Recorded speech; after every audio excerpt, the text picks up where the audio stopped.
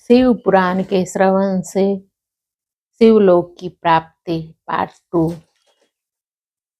सूत जी बोले, सनक सुनो, मैं तुम्हारे सामने गोपनीय कथा वस्तु का भी वर्णन करूंगा, क्योंकि तुम शिव भक्तों में अग्रण्य तथा वेदताओं में श्रेष्ठ हो।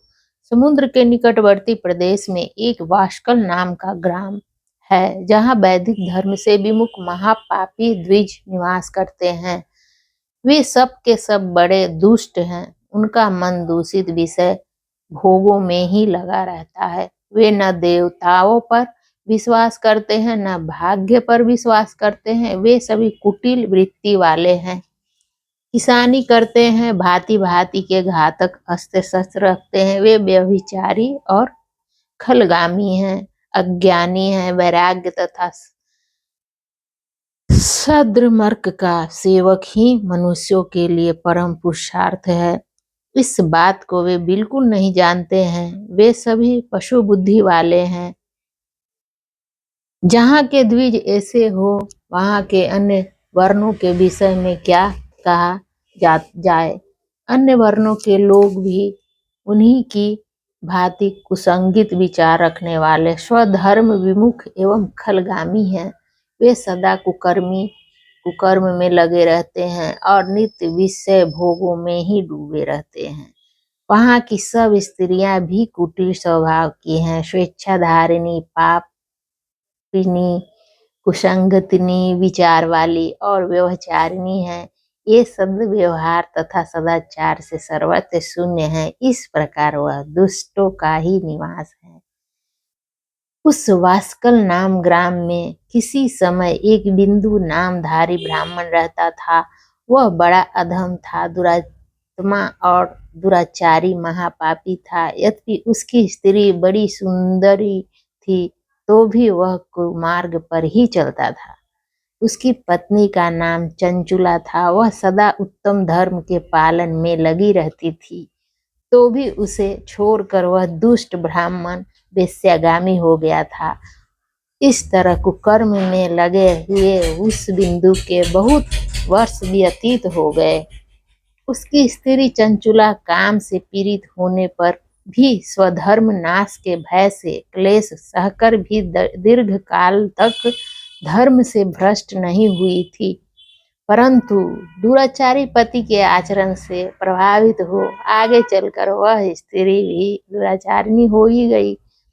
इस तरह दुराचार में डूबे हुए उन मूढ़ चित्त वाले पति पत्नी बहुत सा समय व्यर्थ बीत गया। तदंतर शूद्र जातीय वेश्यापति बना हुआ वह दूषित बुद्धि वाला दुष्ट ब्राह्मण बिंदु समयानुसार मृत्यु को प्राप्त हो गया, नरक में जा पड़ा। बहुत दिनों तक नरक के दुख भोग कर वह मूढ़ बुद्धि पापी विंध्य पर्वत पर भयंकर पिशाच बना।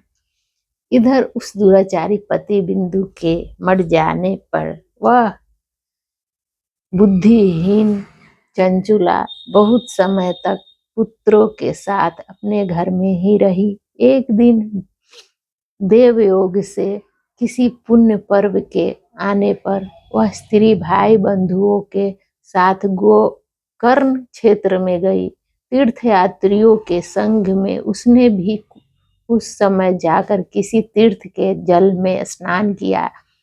फिर वह साधारणतया मेला देखने की दृष्टि से बंधुजन को साथ में लेकर यंत्र तंत्र घूमने लगी। घूमती घामती किसी देव मंदिर में गई और वहां उसने एक देवज्ञ ब्राह्मण के मुख से भगवान शिव की परम पवित्र एवं मंगलकारिणी उत्तम पौराणिक कथा सुनी। कथावाचक ब्राह्मण कह रहे थे कि जो स्त्रियां पर पुरुष के साथ व्यभिचार करती है, वे मरने के बाद यमलोक में जाती है। तब यमराज के दूत उनकी योनियों में तपे हुए लोहे का परिध डालते हैं। पौराणिक ब्राह्मण के मुख से यह वैराग्य बढ़ाने वाली कथा सुनकर चंचुला भय से व्याकुल हो गई। वहां कांपने लगी। जब कथा समाप्त हुई और सुनने वाले सब लोग वहां से बाहर चले गए, तब वह भयभीत नारी एकांत में शिव पुराण की कथा बाँचने वाले उन ब्राह्मण देवता से बोली। चंचुला ने कहा, ब्राह्मण, मैं आपके धर्म को नहीं जानती थी, इसीलिए मेरे द्वारा बड़ा दुराचार हुआ है। स्वामिनी, मेरे ऊपर अनुपम कृपा करके आप मेरा उद्धार कीजिए। आज आपके वैराग्य रस से ओतप्रोत इस प्रवचन को सुनकर मुझे बड़ा भय लग रहा है। मैं कांप उठी हूँ और मुझे इस संसार से वैराग्य हो गया है। मुझ मूढ़ चित्त वाली पापिनी को धिक्कार है। मैं सर्वथा निंदा के योग्य हूँ, संगीत विषयों में फंसी हुई हूँ और अपने धर्म से विमुख हो गई हूँ। हाय, न जाने किस किस घोर कष्टदायक दुर्गतियों में मुझे पड़ना पड़ेगा और वहाँ कौन बुद्धिमान पुरुष कुमार्ग में मन लगाने वाली मुझ पापिनी का साथ देगा। मृत्यु काल में उन भयंकर यमदूतों को मैं कैसे देखूंगी, जब वे बलपूर्वक मेरे गले में फंदे डालकर मुझे बांधेंगे, तब मैं कैसे धीरज धारण कर सकूंगी। नरक में जब मेरे शरीर के टुकड़े टुकड़े किए जाएंगे, उस समय विशेष दुख देने वाली उस महायातना को मैं वहां कैसे सहूंगी। हाय, मैं मारी गई, मैं जल गई, मेरा हृदय विदीर्ण हो गया और मैं सब प्रकार से नष्ट हो गई, क्योंकि मैं हर तरह से पाप में ही डूबी रही। ब्राह्मण, आप ही मेरे गुरु, आप ही माता और आप ही पिता हैं। आपकी शरण में आई हूँ। मुझ पर दीन अबला का आप ही उद्धार कीजिए, उद्धार कीजिए। सूत जी कहते हैं, सनक, इस प्रकार खेद और वैराग्य से युक्त हुई चंचुला ब्राह्मण देवता के दोनों चरणों में गिर पड़ी। तब उन बुद्धिमान ब्राह्मण ने कृपा पूर्वक उसे उठाया और इस प्रकार कहा।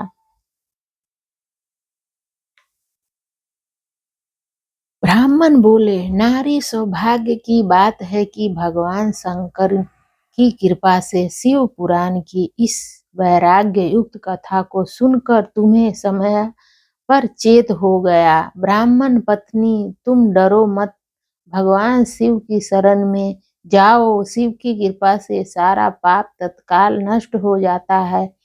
मैं तुमसे भगवान शिव की कीर्ति कथाएं युक्त उस परम वस्तु का वर्णन करूंगा, जिससे तुम्हें सदा सुख देने वाली उत्तम गति प्राप्त होगी। शिव की उत्तम कथा सुनने से ही तुम्हारी बुद्धि इस तरह पश्चाताप से युक्त एवं शुद्ध हो गई है, साथ ही तुम्हारे मन से विषयों के प्रति वैराग्य हो गया है। तत्पश्चाताप ही पाप करने वाले पापियों के लिए सबसे बड़ा प्रायश्चित है। तत्पुरुषों ने सबके लिए पश्चाताप को ही समस्त पापों का शोधक बताया है।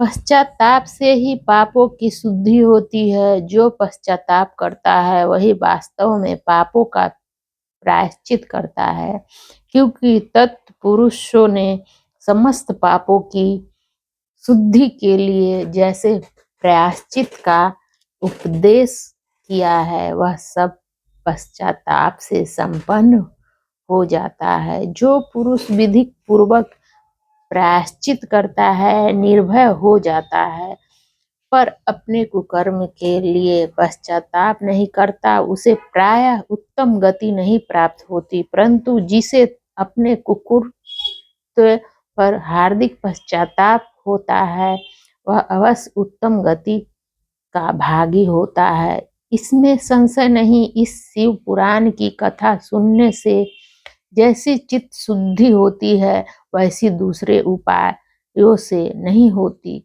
जैसे दर्पण साफ करने पर निर्मल हो जाता है, उसी प्रकार इस शिव पुराण की कथा से चित्त अत्यंत शुद्ध हो जाता है।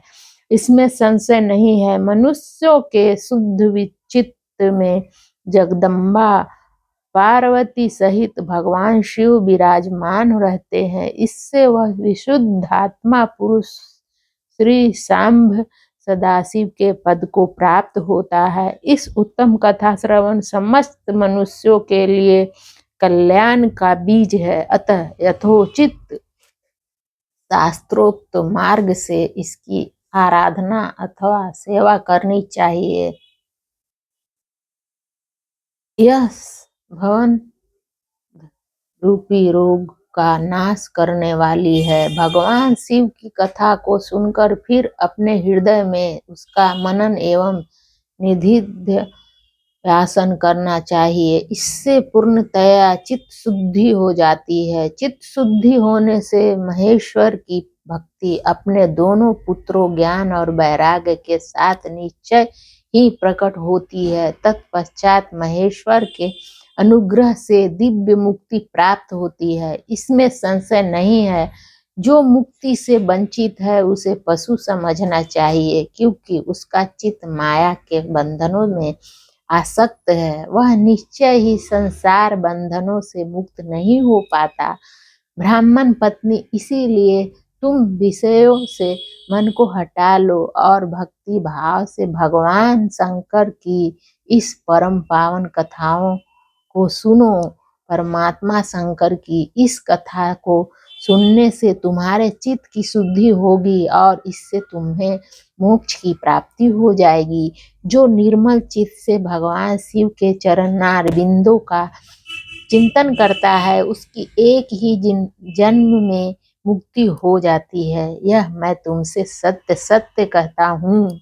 सूत जी कहते हैं, सनक, इतना कहकर वे श्रेष्ठ शिव भक्त ब्राह्मण चुप हो गए। उनका हृदय करुणा से आर्द्र हो गया था। वे शुद्ध चित्त महात्मा भगवान शिव के ध्यान में मग्न हो गए। तदंतर बिंदु की पत्नी चंचुला मन ही मन प्रसन्न हो उठी। ब्राह्मण का उक्त उपदेश सुनकर उसके नेत्रों में आनंद के आंसू छलक आए थे।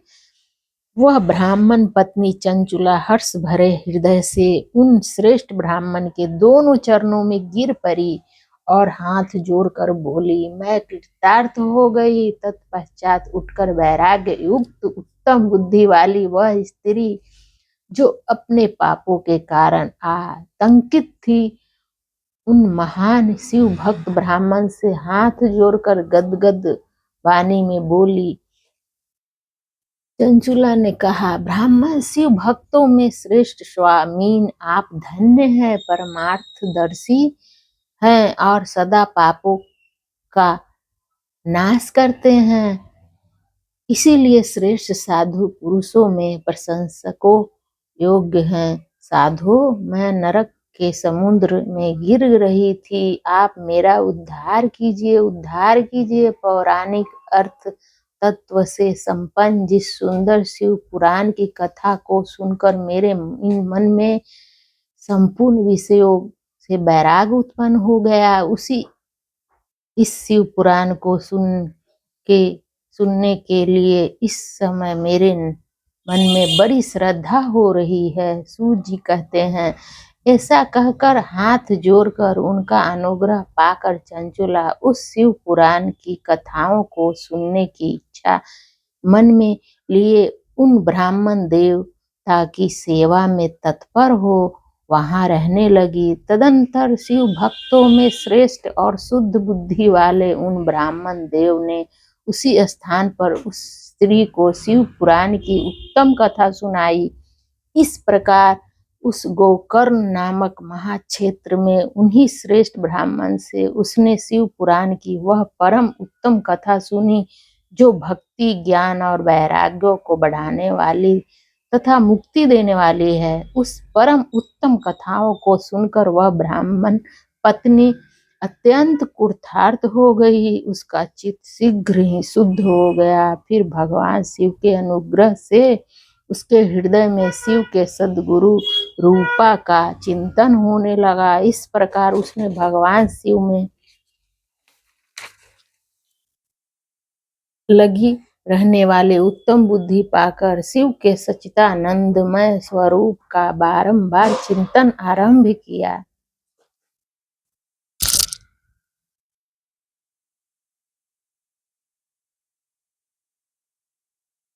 हर हर महादेव।